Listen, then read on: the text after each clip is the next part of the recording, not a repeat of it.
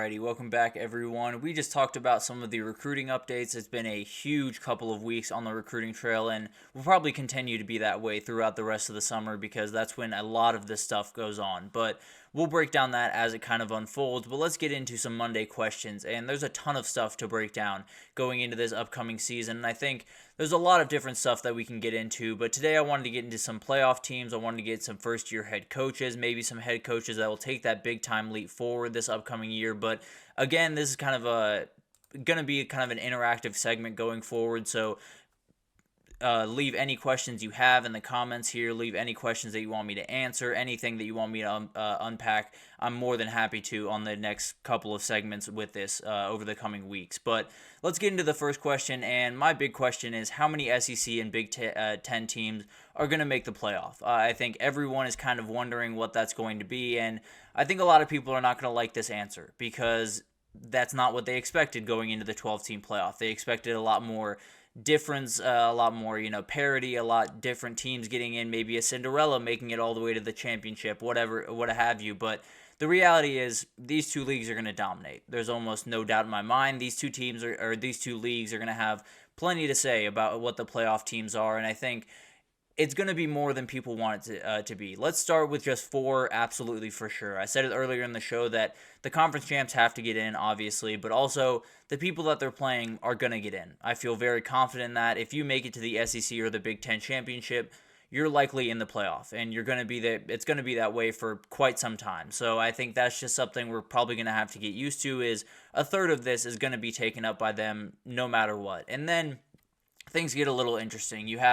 You're probably going to have at least a couple of teams per conference that are 10-2 or 9-3, and it'll kind of depend on how the other conferences shake out, right? Is the ACC have a ton of one-loss teams? Does the Big 12 have a ton of three-loss teams or four-loss teams? Are there teams that are, a little bit lower on the totem pole than these SEC and Big 10 at-larges? And I think when you look at, the teams that have the ability to be in this group, the Michigan, Penn State, maybe LSU, Ole Miss, Missouri, some other teams that absolutely can have a say in this. Alabama, another team that can be in this group where they're going to give the benefit of the doubt to most all of these teams. Let's just be totally honest. They're going to give the benefit of the doubt to a 10-2 Bama over a 10-2 or even an 11-1 maybe, or 11-2 Kansas State. So there's going to be kind of a battle that goes on over the next little bit where you have to make arguments about, how much does a conference championship mean? How much does a getting to a conference championship mean?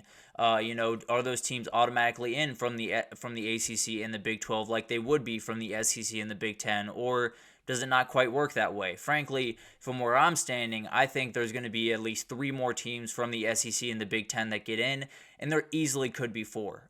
There's the reality where there's 8 teams from these two conferences that are in the 12-team playoff, and then there's one group of 5 team. There's maybe 2 Big 12 or 2 ACC, and then one from the other conference. So it's going to be a very interesting thing. I think it's going to be a battle that most people did not think they were going to have to fight, frankly.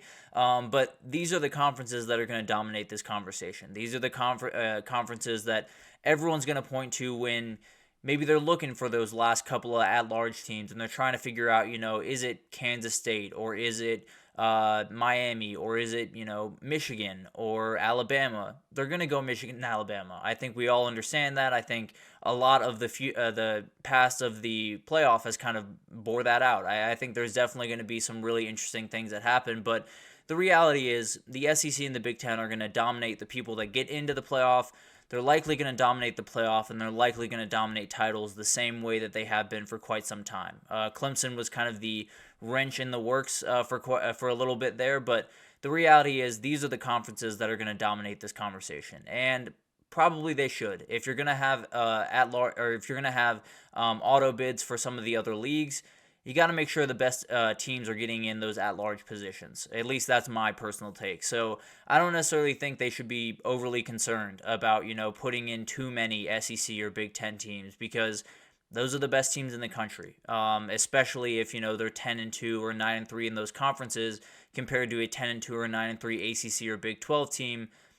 it's not really a conversation, if I'm being totally honest. No disrespect to those two conferences, but these are the conferences that are going to dominate this conversation, and there's going to be teams like Ole Miss that get the benefit of the doubt over a team like Kansas State or a team like maybe Louisville or another ACC team that it's going to be really interesting to watch. But the SEC and the Big Ten are going to do what they've done for quite some time, which is dominate the playoff, win a bunch of titles, and be the talk of the town in college football. So it'll be really interesting to see how all of that really unfolds, and maybe there's less teams than I'm thinking. Maybe there's even more teams than I'm thinking. But the reality is right now I feel pretty confident that there's at least going to be 6, and then I think 7 and 8 is very much on the table for these two conferences. But let's get into first-year head coaches and kind of guys that are just in new places, not necessarily first time being a head coach, but Kalen DeBoer going to Alabama, Sharon Moore taking over at Michigan, Jedd Fisch going over to Washington.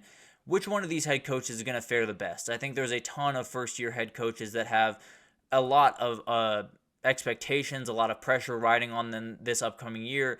If you were to ask me who I think is going to do the best this upcoming year of the guys that are in new places, it would be that guy right there. Kalen DeBoer, I think, when you look at this Alabama team, it's still really talented. It's still one of the best rosters in the entire country.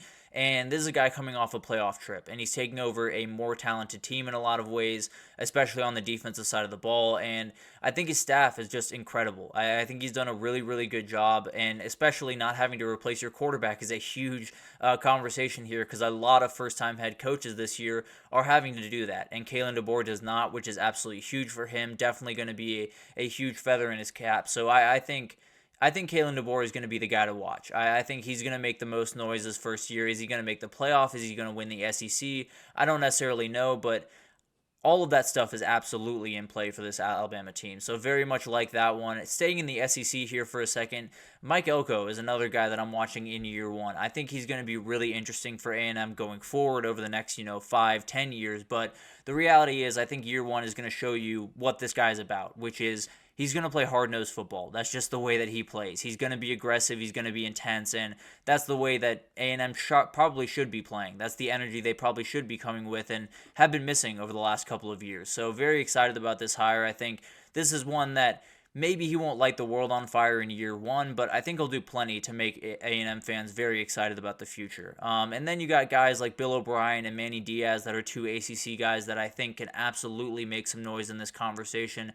Very, very good coaches that I think might not necessarily do incredible things in year one, but absolutely will build those programs up at least a little bit over the next couple of years. And then giving some love to Curt Cignetti over at Indiana. He's coming over from JMU, which is obviously the talk of the country last year, and he brought over a ton of players in that process. Definitely did a ton of work in the portal, and I think he did a really good job. Brought in guys like CJ West, which is absolutely a huge pickup from Kent State. Brought in a couple other guys from JMU. D'Angelo Pons, a huge pickup there, but I think this guy is someone that absolutely can pick up a upset or two during the year and definitely get a lot of momentum rolling into year two there in Indiana. So very excited about that guy. And then a group of 5 guy that I'm watching is John Summerall down at Tulane. A very, very interesting hire coming over from Troy. I think this guy is going to make a ton of noise his first year. A very talented group over there in New Orleans, and I think he's going to have plenty to say about what the playoff race is going to be and how the group of 5 team is going to work out in that race. So very excited for that guy. And then we have another conversation going on this year is which head coach is going to make the biggest leap forward. I think when we talk about head coaches in college football right now, it's Kirby Smart at 1. Everyone feels pretty comfortable with that. That is the number 1 guy in the country, and it's really no question. But frankly, I think whoever wins the national championship or maybe even loses to UGA in the national championship will likely have the second best head coach in college football. I think that's the type of leap that we're talking about this upcoming year, where there's plenty of guys that can make that leap. I think it starts with Steve Sarkisian and Ryan Day. I think those are the 2 guys that everyone's watching very closely going into this year. Obviously, Steve Sarkisian coming off that playoff run, absolutely huge for him. And then Ryan Day, a ton of questions around him and if he can, win those big-time games that you have to win at Ohio State. So it'll be really interesting to see both those guys kind of get into this new year. I think if I had to make a pick, Ryan Day would be the guy that I think could make that leap more readily, but I think there's plenty of guys that are going to have a say in this. And I think one of the big-time guys to watch is is Dan Lanning, a very, very talented guy that, frankly, if he won a national title in year 3 at Oregon, it's not even a question to me. I think he's done an incredible job